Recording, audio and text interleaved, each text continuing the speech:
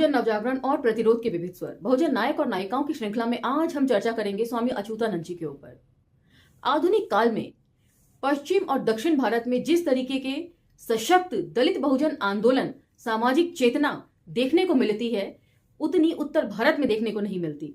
और उत्तर भारत में जिन महापुरुषों ने इस बाबत काम किया है, उनके बारे में भी हमें बहुत कम ही जानकारी है। ऐसे ही हैं स्वामी अच्युतानंद जी। अपने नाम के अनुरूप ही उनके किए गए कार्य और उनका लेखन दलित बहुजन समाज से अछूता ही रह गया है।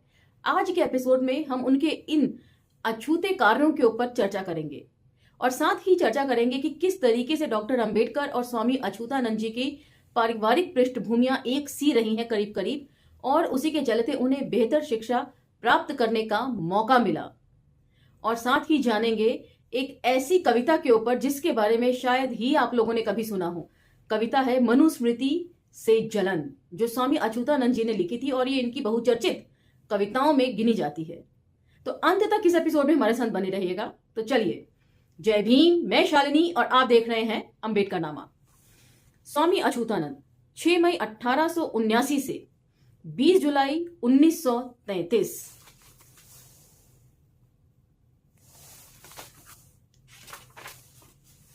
उत्तर भारत में सामाजिक क्रांति के जनक स्वामी अच्युतानंद।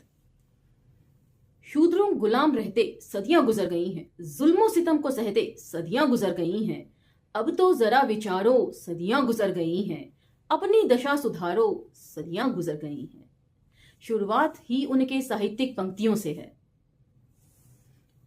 बहुजनों के जागरण का आह्वान करने वाली उपरोक्त पंक्तियां स्वामी अच्युतानंद हरिहर की हैं। वे उत्तर भारत में बहुजन नवजागरण के पहले चिंतक, कवि, नाटककार, संपादक, पत्रकार, मुद्रक और अगुवा थे।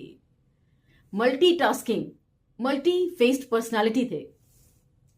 उत्तर प्रदेश में 80 और 90 के दशक में बहुजन आंदोलन का जो उभार हुआ, उसमें कई दशक पहले ऐसा आंदोलन चलाने की कोशिश स्वामी अच्युतानंद जी ने की थी। हालांकि उनका आंदोलन सामाजिक स्तर पर रहा, लेकिन इसमें सामाजिक सत्ता संघर्ष के बीज मौजूद थे। इस आंदोलन ने बहुजनों, खासकर दलितों की चेतना को बढ़ाने में अपनी अहम भूमिका अदा करी। ये सर्वविदित तथ्य है कि द्विज परंपरा के दक्षिणपंथी, उदारपंथी और वामपंथी अध्येताओं, इतिहासकारों, आलोचकों और लेखकों ने वर्ण जाति व्यवस्था को चुनौती देने वाले किसी भी बहुजन चिंतक, विचारक और लेखक पर दो शब्द भी नहीं लिखे। तो इतिहास लेखन के साथ साथ साहित्य लेखन में भी बहुत ज्यादा चोरी की गई है। इससे पहले ही हमने पढ़ा था संत गाडगे जी का, जिसमें जो मशहूर समाज शास्त्री हैं उनमें से किसी में भी भारतीय समाज शास्त्री का नाम शामिल नहीं था। तो ये बहुत शर्म की बात है। शायद दुनिया भी इस चीज को मानती है। क्योंकि ज्ञान की स्थापित परंपरा पर इन्हीं द्विज लेखकों का कब्जा था, जिसका परिणाम यह हुआ कि बहुजन परंपरा के महान से महान विचारक और लेखक भी लंबे समय तक उपेक्षा का शिकार रहे। उपेक्षा के शिकार इन विचारकों और लेखकों में उत्तर भारत में बहुजन नवजागरण के प्रवर्तक स्वामी अच्युतानंद हरिहर भी शामिल हैं। तो इस बारे में हमें मराठी के दलित साहित्यकारों, इतिहासकार नहीं, साहित्यकारों का शुक्रगुजार होना चाहिए, जिन्होंने जो दलित लेखन परंपरा है उसको आगे बढ़ाया। स्वामी अच्युतानंद डॉक्टर अंबेडकर के समकालीन थे। दोनों के बीच वर्ण जाति व्यवस्था और दलितों की मुक्ति के प्रश्न पर गंभीर विचार विमर्श भी हुआ। अच्युतानंद ने अंबेडकर के सुझाव पर दलितों के लिए पृथक निर्वाचन के संघर्ष में उनका साथ दिया। दोनों लोगों की पहली मुलाकात 1928 के तत्कालीन बंबई में आदि हिंदू आंदोलन के राष्ट्रीय अधिवेशन में हुई थी। दोनों नेताओं ने दलितों की सामाजिक और राजनीतिक स्थिति पर विचार किया था। डॉक्टर अंबेडकर ने उन्हें राजनीति में सक्रिय हिस्सेदारी का सुझाव भी दिया था। तो यहां पर यह बात भी बता दूं कि डॉक्टर अंबेडकर वे पहले शख्स थे जिन्होंने जाति के प्रश्न को राजनीतिक प्रश्न बनाया। बहुजन नवजागरण के अन्य नायकों की तरह अच्युतानंद ने भी वर्ण जाति व्यवस्था का खंडन किया और वर्ण जाति व्यवस्था का समर्थन करने वाले हिंदू धर्मशास्त्रों को चुनौती दी। वे अपनी बहुचर्चित और लोकप्रिय कविता मनुस्मृति से जलन में शूद्रों की स्थिति का वर्णन इन शब्दों में करते हैं। अब ये कविता जरा ध्यान से सुनिए। निष्दिन मनुस्मृति हमको जला रही है, ऊपर ना उठने देती नीचे गिरा रही है। ब्राह्मण व क्षत्रियों को सबका बनाया अवसर, हमको पुराने उतरन पहनो बता रही है। हमको बिना मजूरी बैलों के संग जोतें, गाली व मार उस पर हमको दिला रही है। लेते बेगार खाना तक पेट भर ना देते, बच्चे तड़पते भूखे क्या जुल्म ढा रही है। ए हिंदू कौम सुन ले, तेरा भला ना होगा, हम बेकसों को हरिहर गर तू रुला रही है। और ये बहुचर्चित कविताओं में से एक है स्वामी अच्युतानंद जी की। हालांकि मैंने ये पहली बार पढ़ी है और मुझे उम्मीद है कि आप लोगों में से बहुतों को इस बारे में कोई जानकारी नहीं होगी मेरी ही तरह। तो इसीलिए पढ़ाई लिखाई का कोई दूसरा विकल्प हो ही नहीं सकता। हम जितना पढ़ेंगे हम उतना ही जानेंगे। यदि नहीं पढ़ सकते तो जो ऑथेंटिक जानकारी दी जा रही है कम से कम उसको ही सुन लीजिए। आप लोग वो भी नहीं करते। अच्युतानंद का जन्म 6 मई 1879 में उत्तर प्रदेश में ग्राम उमरी पोस्ट सिरसागंज जिला मैनपुर में हुआ था। उनके बचपन का नाम हीरालाल था। उनके पिता मोतीराम और उनके चाचा मथुरा प्रसाद अंग्रेजों की फौज में भर्ती हो गए थे। उनकी प्रारंभिक शिक्षा सैनिक छावनी में हुई थी। 14 वर्ष की आयु तक उन्होंने उर्दू और अंग्रेजी में अच्छा अभ्यास कर लिया था। अच्युतानंद का पालन पोषण मूलतः उनके अविवाहित चाचा मथुरा प्रसाद ने किया था, जो विचारों से कबीरपंथी थे। वे कबीर के पद गा गा कर बालक Hiralal with in bracket Achyutanand को सुनाया करते थे, जिसका गहरा असर अच्युतानंद पर पड़ा। यहाँ ध्यान देने योग्य तथ्य यह है कि डॉक्टर अंबेडकर के पिता रामजी सूबेदार भी कबीरपंथी थे। स्वयं अंबेडकर बुद्ध के बाद कबीर को और दूसरा ज्योतिराव फूले को तीसरा गुरु मानते थे। मतलब बुद्ध, कबीर और महात्मा फूले, इन तीनों को ही डॉक्टर अंबेडकर ने अपना गुरु माना है। और ये बहुत सारी सिमिलैरिटी डॉक्टर अंबेडकर और अच्युतानंद जी के बीच में है। कबीर के पदों के प्रभाव में अच्युतानंद को साधु संतों का साथ अच्छा लगने लगा। वे घर छोड़कर कबीरपंथी साधुओं के साथ एक दल के साथ चले गए और उनके साथ जगह जगह भ्रमण करते रहे। वे 24 साल की आयु तक घुमक्कड़ी करते रहे। अच्युतानंद के अध्येता कमल भारती लिखते हैं कि इस दौरान उन्होंने धर्म, दर्शन और लोक व्यवहार का बहुत सा ज्ञान अर्जित करा तथा गुरमुखी, संस्कृत, बंगला, गुजराती और मराठी भाषाएं भी इसी घुमक्कड़ी में सीख ली। तो सोचिए कितने टैलेंटेड होंगे। न केवल समाज का ज्ञान लिया बल्कि भाषाई ज्ञान भी अपना उन्होंने दुरुस्त किया इसी घुमक्कड़ी के दौरान। अच्युतानंद 1905 में आर्य समाजी सन्यासी सच्चिदानंद के संपर्क में आए और उनके शिष्य बन गए। आर्य समाज का प्रचार करने लगे। उनका नाम बदलकर हीरानंद से स्वामी हरिहरानंद कर दिया गया। इस दौरान उन्होंने सत्यार्थ प्रकाश और वेदों का गहन अध्ययन किया और 1912 तक आर्य समाज का प्रचार करते रहे। इस दौरान उन्हें बोध हुआ, ये पॉइंट जरा ध्यान से सुनिए, इस दौरान उन्हें बोध हुआ कि आर्य समाज भी ब्राह्मण धर्म और वर्ण व्यवस्था की रक्षा करने के लिए ही बना हुआ है। इसका भी मूल ध्येय द्विज वर्चस्व को कायम रखना है।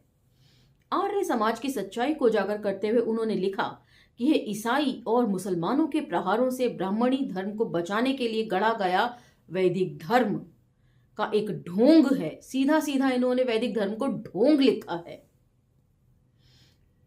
इसकी बातें कोरी डींग और सिद्धांत ऊटपटांग हैं। इसकी शुद्धि महज धोखा और गुण कर्म की वर्ण व्यवस्था एक झूठा शब्द जाल है।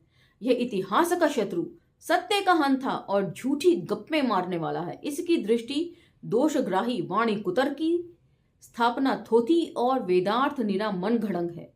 यह जो कहता है उस पर इसका अमल नहीं।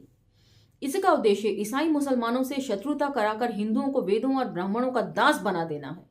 आर्य समाज के संदर्भ में इसी तरह का मत डॉक्टर अंबेडकर ने अपनी किताब जाति का विनाश में प्रस्तुत किया है।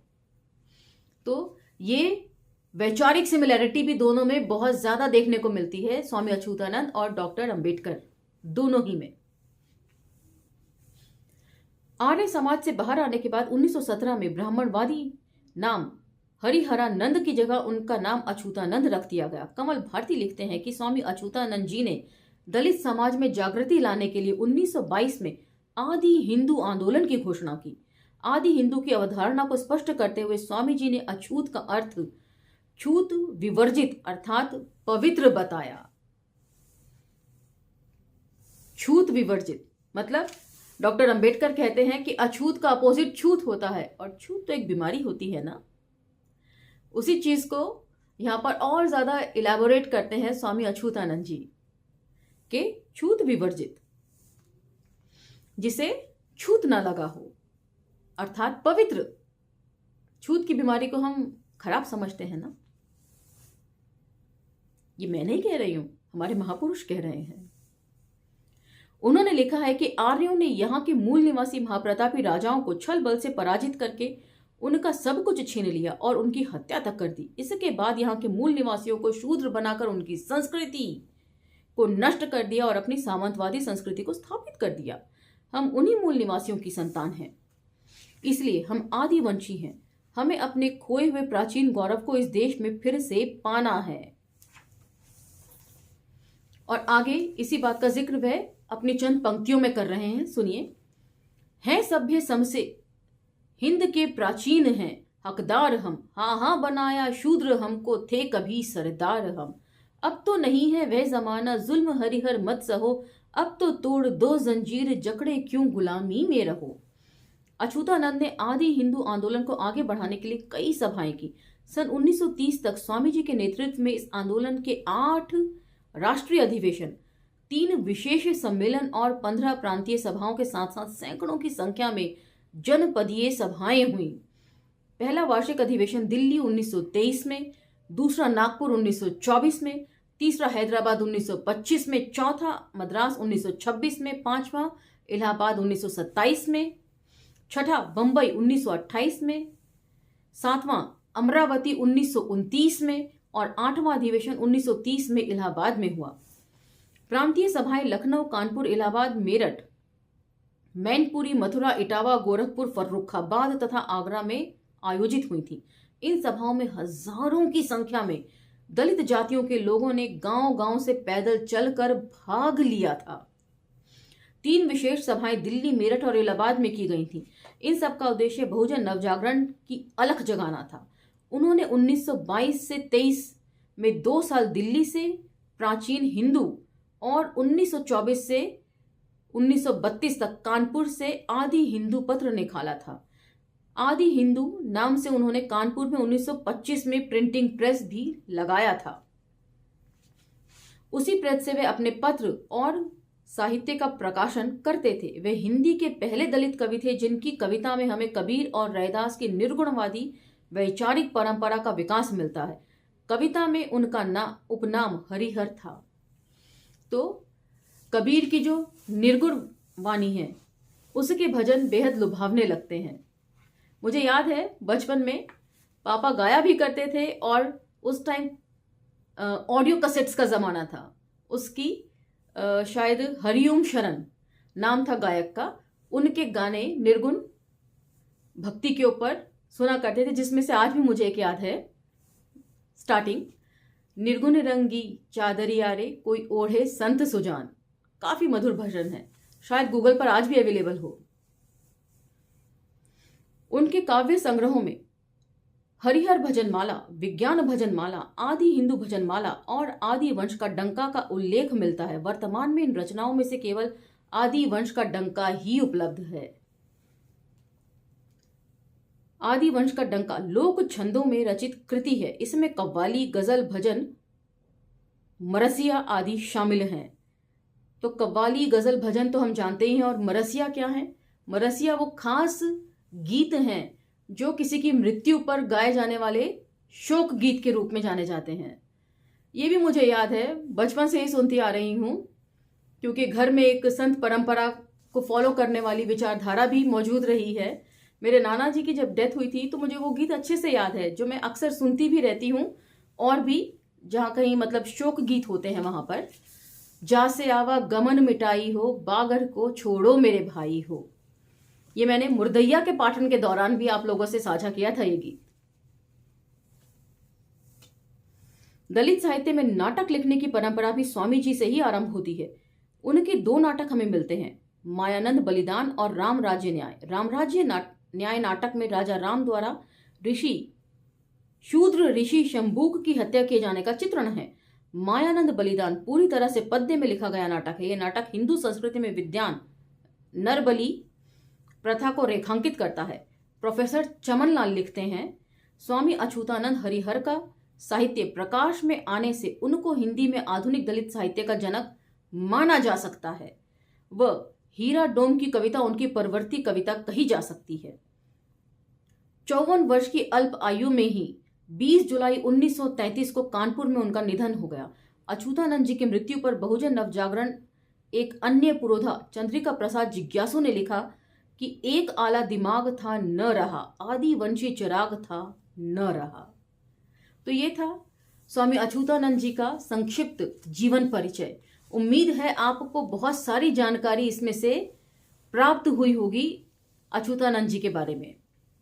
इसी के साथ आज का ये एपिसोड समाप्त होता है। अंबेडकर नामा को लाइक, शेयर, सब्सक्राइब करते रहिए और इस जानकारी को यदि आप उचित समझते हैं तो दूसरों से भी साझा करना न भूलें।